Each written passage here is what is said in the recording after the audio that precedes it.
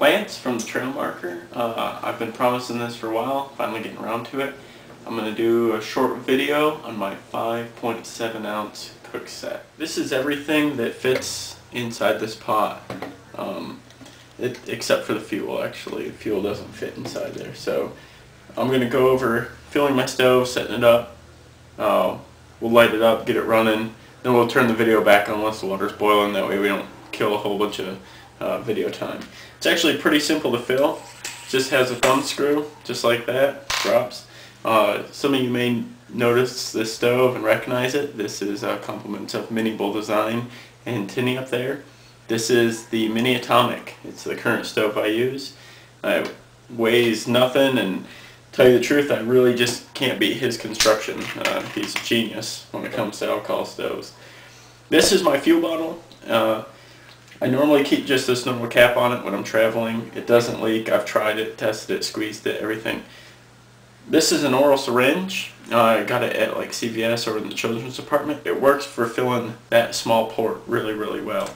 And it came with this really cool stopper, plug, whatever you want to call it.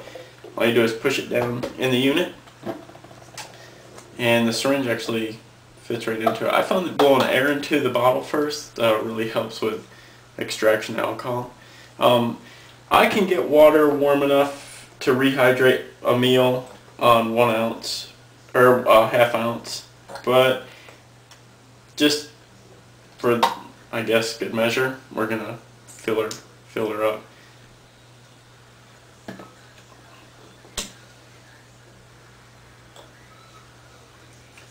You see, it's pretty straightforward.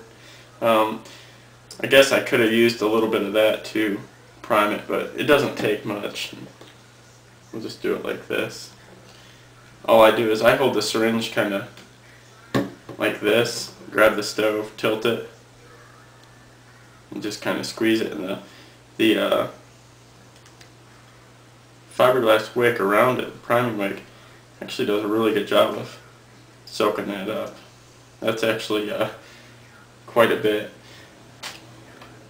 And then I just put the thumb screw back on it, and, well,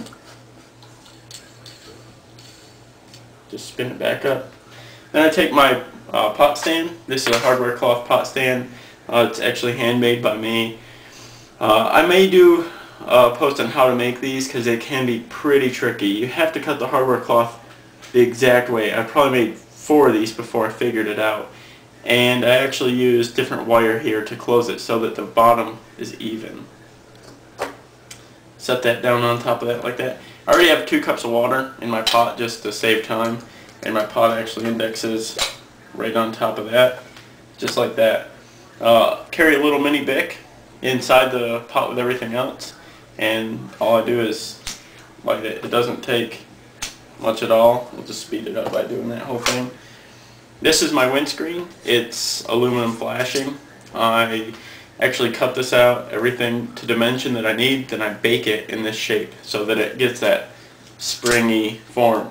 And I just put it down in the pot and let it go, and it springs out to the outside, basically non-existent in there.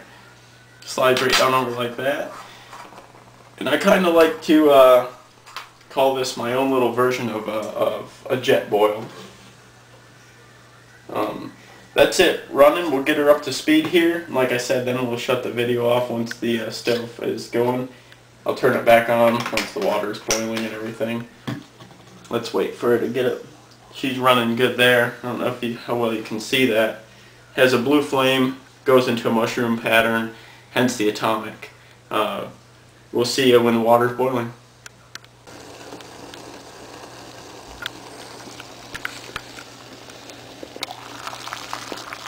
I fogged up the camera.